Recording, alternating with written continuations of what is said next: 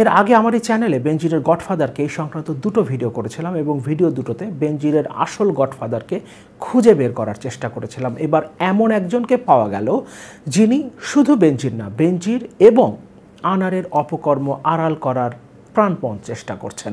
সরকারের এই প্রভাবশালী মন্ত্রী মন্তব্য করেছেন, আনার চোরাচালানে যুক্ত ছিল এমন কথা আমরা বলিনি, এমনকি রাজনৈতিক কারণে তাকে হত্যা করা হয়েছে এমন কথাও নাকি সরকার বলেনি।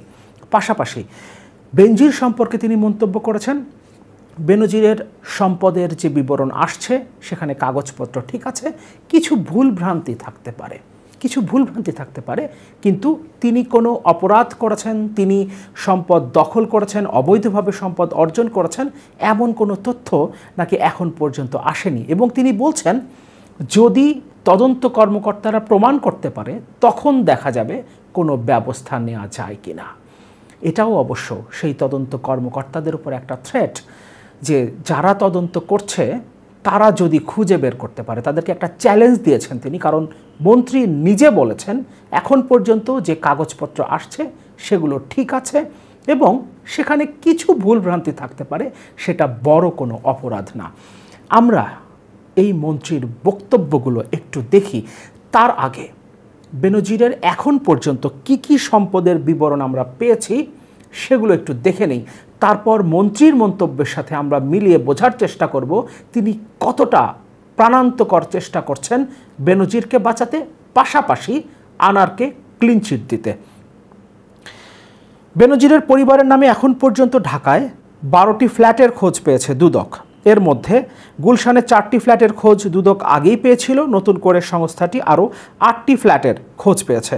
এর মধ্যে 6টি ফ্ল্যাট ঢাকার আদাবরের একটি ভবনে, 2টি বাড্ডার ফ্ল্যাট 2টি বাণিজ্যিক বা অফিস স্পেস। এছাড়া দুদক বেনজির পরিবারের আরও প্রায় 76 বিঘা অর্থাৎ 25 একর জমির খোঁজ পেয়েছে। সব মিলিয়ে বেনজির পরিবারের নামে 697 বিঘা জমি পাওয়া গেছে। এবার দেখি মন্ত্রী কি বলছেন। বাংলাদেশ পুলিশের সাবেক মহাপরিদর্শক বেনজিরের বিরুদ্ধে নানা অভিযোগ উঠেছে। এ বিষয়ে জানতে চাইলে স্বরাষ্ট্রমন্ত্রী বলেন, তিনি পুলিশ বাহিনীর প্রধান ছিলেন, আমাদের কাছে এমন কিছু আসেনি, এমন কোনো ঘটনা ঘটেনি যে আমরা দায়ী করতে পারি। কাগজপত্র সঠিকভাবে আসছে, তিনি এখনকার কথা বলছেন, কাগজপত্র সঠিকভাবে আসছে, এখানে কোনো ভুলভ্রান্তি করে থাকলে তদন্ত যারা করছেন তারা যদি কিছু প্রমাণ করতে পারেন তখন সেটা দেখা যাবে। অর্থাৎ তদন্তকারী কর্মকর্তাদের কাছে এটা একটা চ্যালেঞ্জ দিচ্ছেন তিনি, তারা যদি কিছু প্রমাণ করতে পারেন।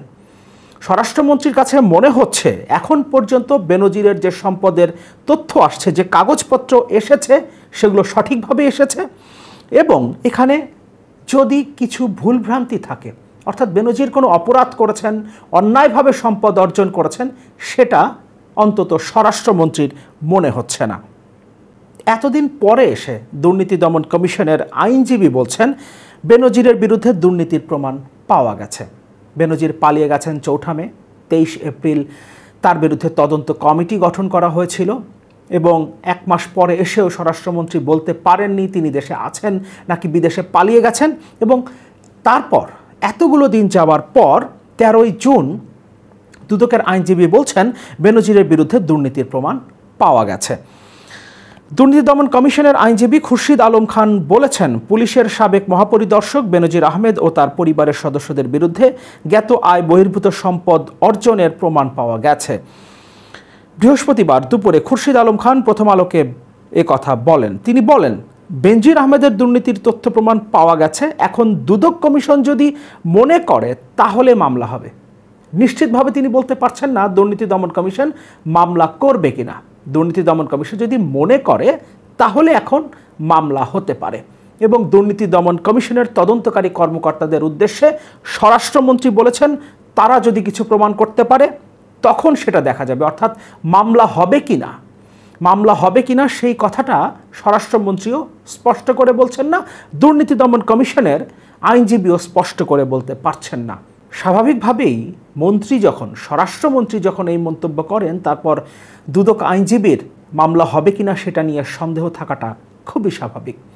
এবার আমরা একটু দেখি সাবেক এমপি, সাবেক বলতে হয় কারণ তার হত্যাকাণ্ডটা এখন নিশ্চিতভাবে প্রমাণিত, সাবেক এমপি আনোয়ারুল আজিম আনারকে কিভাবে ক্লিনচিট দেবার চেষ্টা করছেন স্বরাষ্ট্রমন্ত্রী। তিনি বলছেন, আনার চোরাচালানে জড়িত তা কখনোই বলিনি। কলকাতায় খুন হওয়া সংসদ সদস্য আনোয়ারুল আজিম আনার চোরাচালানে জড়িত ছিলেন এমন কথা কখনোই বলা হয়নি বলে মন্তব্য করেছেন স্বরাষ্ট্রমন্ত্রী আসাদুজ্জামান খান কামাল। মঙ্গলবার দুপুরে রাজারবাগ পুলিশ লাইন্সে হাইওয়ে পুলিশের প্রতিষ্ঠাবার্ষিকীর অনুষ্ঠান শেষে সাংবাদিকদের কথা বলেন তিনি। এক প্রশ্নের জবাবে স্বরাষ্ট্রমন্ত্রী বলেন, এমপির এলাকাটি সন্ত্রাসপ্রবণ, তাই হত্যার মোটিভ উদ্ঘাটনে তদন্ত চলছে। আমরা কখনো বলিনি যে চোরাচালান ও রাজনৈতিক দ্বন্দ্বের কারণে তিনি খুন হয়েছেন। তাহলে এতদিন ধরে ডিবি এবং ভারতীয় গোয়েন্দা সংস্থা ভারতীয় পুলিশ যে দাবিগুলো করে আসছে এবং যেগুলো এতদিন গণমাধ্যমে প্রকাশিত হয়েছে, সেগুলো সব কিছুই কি মিথ্যা ছিল? এমপি আনোয়ারুল আজিম আনারের বিরুদ্ধে যে ইন্টারপোলের রেড অ্যালার্ট ছিল, সেটা কি মিথ্যা? এমপি আনোয়ারুল আজিম আনারের বিরুদ্ধে যে 22টা মামলা ছিল, যে 22টা মামলা 2009 সালে আওয়ামী লীগ সরকার গঠনের পর তুলে নেওয়া হয়েছে এবং তার মধ্যে স্বর্ণ চোরাচালান, অস্ত্র চোরাচালান, এমনকি হুন্ডি ব্যবসার সাথে সম্পৃক্ত থাকার অভিযোগ ছিল, সেগুলো সবই কি ভুল ছিল? অবশ্যই সরকার সেটাই দাবি করতে পারে, কারণ তারাই আনারকে একবার ক্লিনচিট দিয়েছিল, তার বিরুদ্ধে থাকা 22টা মামলা তুলে নিয়েছিল এবং ইন্টারপোলের রেড অ্যালার্টও তুলে নেওয়া হয়েছিল 2009 সালে আওয়ামী লীগ ক্ষমতায় আসার পর। কিন্তু হঠাৎ করে স্বরাষ্ট্রমন্ত্রী বেনজির এবং আনারকে বাঁচাতে চাইছেন কেন? কেন তাদের অপকর্ম আড়াল করতে চাইছেন? আমরা এর আগের ভিডিওতে যে আলোচনাটা করেছিলাম, যেখানে আমরা অনেকটা খুঁজে বের করতে সক্ষম হয়েছিলাম যে বেনজির যে অপরাধগুলো করেছে তার পেছনে তাকে নিয়োগ করা স্বরাষ্ট্র মন্ত্রণালয়ের দায় অবশ্যই ছিল এবং স্বরাষ্ট্রমন্ত্রী, যার দায়িত্ব একজন অপরাধী দেশে আছেন কিনা, দেশের আইনশৃঙ্খলা রক্ষাকারী বাহিনীগুলো সঠিকভাবে কাজ করছে কিনা, গোয়েন্দা সংস্থাগুলো সঠিকভাবে কাজ করছে কিনা, সেগুলোর খোঁজ খবর রাখা, তিনি তখন বলেছিলেন 1 মাস পর, বেনজির দেশ থেকে পালানোর 1 মাস পর বলেছিলেন তার কাছে এই ব্যাপারে কোনো তথ্য নেই, তাকে জেনে জানাতে হবে। অথচ গণমাধ্যমে চৌঠামের পর থেকেই খবর প্রকাশিত হতে থাকে বেনজির পুরো পরিবার নিয়ে চৌঠা মে সিঙ্গাপুর এয়ারলাইন্সে সিঙ্গাপুরে পালিয়ে গেছেন। সেখান থেকে তিনি দুবাইতে গেছেন, কোনো গণমাধ্যম দাবি করেছিল তিনি তুরস্কে গেছেন, কিন্তু তিনি দেশে নাই। এই তথ্যটা গণমাধ্যমে এসছে চৌঠামের পর থেকেই, অথচ জুনে এসেও স্বরাষ্ট্রমন্ত্রী এই সম্পর্কে তথ্য দিতে পারছেন না।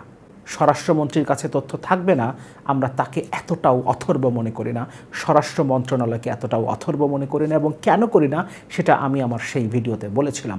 এবং তখনই আমরা প্রাথমিকভাবে বেনজিরের একজন গডফাদারকে খুঁজে বের করেছিলাম। এবার বেনজিরের পাশাপাশি আমরা আনোয়ারুল আজিম আনারকে ক্লিনচিট দেওয়া একই চরিত্রের সন্ধান পেলাম।